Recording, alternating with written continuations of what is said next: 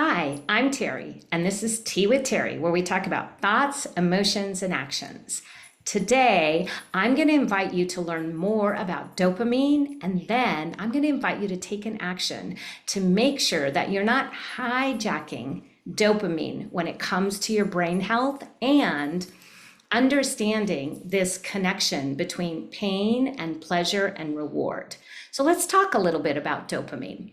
Dopamine is one of our neurotransmitters, and neurotransmitters are chemical messengers that your body can't function without. So their job is to carry chemical signals from one neuron to the next target cell. And this could be a nerve cell, a muscle cell, or a gland. And neurotransmitters are powerful because they're responsible for some really significant bodily functions, such as sleep, hormone balance, and aging. And so when it comes to dopamine, we want to think about the dopamine neurotransmitter. It's more about reward than it is about pleasure. When we talk about dopamine, we often think about the pain pleasure part of the brain. And we know that that part of the brain lights up when we're exposed to dopamine. So dopamine is sometimes called the wanting molecule. And so it's really more about wanting than liking, which is super interesting because if you think about it, you might enjoy something, but dopamine helps us create the desire to do it again and again and again. And so you might be getting a picture of how these highly addictive substances and behaviors that are part of our 21st century culture, can hijack our dopamine pathways. So the thing that's interesting about dopamine, they actually use it to measure the addictive potential of any behavior or drug. So what they see is that the more dopamine a drug releases to the brain reward pathway, and the faster it releases it, the more addictive the drug. So things like alcohol, cocaine, sugar, they can light up the reward pathway in our brain like a Christmas tree.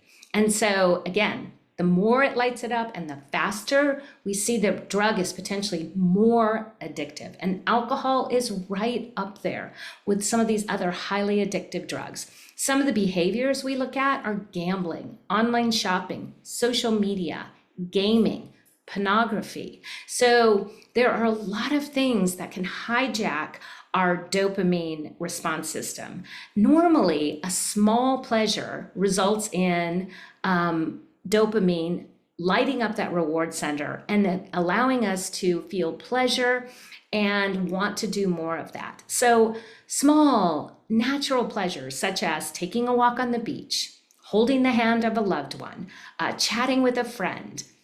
But when we are using these addictive substances, and I'll just take alcohol, for example, we can see that what they see from the neuroscience is that we start to build a tolerance to the amount of dopamine, and then our dopamine starts to ratchet down. So now we can experience a dopamine deficit. And so what happens is with high exposure, we eventually experience this deficit, and it leads to decreased sensitivity for these naturally occurring rewards. And so once this happens, nothing really feels good anymore. And we even begin to crave our drug of choice just to feel normal. So perhaps you used to enjoy a single glass of alcohol or a glass of wine. And now it feels like you never feel quite that good, even if you drink the whole bottle. And so we see that this dopamine deficit can be at play when we are dumping a bunch of the substance that hijacks our brain and really lights up our dopamine reward pleasure center.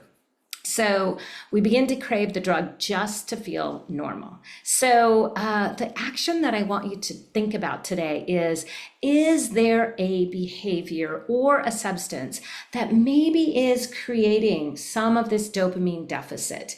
And only you know for sure. And so I invite you to do a little thought process and a little consideration of is the online shopping or is the social media starting to create where a deficit where you don't feel as much pleasure as you used to? And I've noticed this around social media. Like if I spend a significant amount of time scrolling Facebook or Instagram, I usually feel less satisfied at the end. I may go on and see a friend and think, "Ooh, that was really fun." And if I get right off social media, I could feel good. But if I scroll and scroll, like looking for the next sort of hit, the next thing that's going to make me feel good, I actually will leave that experience, step away from that, and feel not so good. And so this is an example that you could perhaps use in your own day-to-day life and ask, am I feeling natural highs around everyday normal occurrences? So the good news is that we can reset our natural response system to dopamine when we remove this offending substance. Now, for example, with alcohol, it does take a little while because your brain has to reset. It wants to get back to that balance, that homeostasis, where a small amount of dopamine heightens the activity in the pleasure center of the brain, and it feels good. And so there may be a period of time where you stop drinking, or you stop scrolling, or you stop spending money, and you feel flat. This is normal.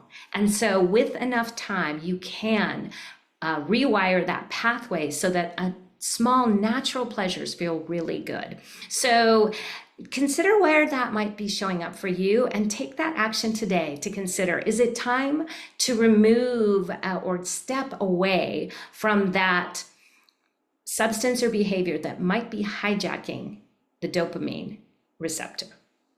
All right, well, that's Tea for Teri this week. I hope you enjoyed a little bit more of a science episode, and I'll see you next week.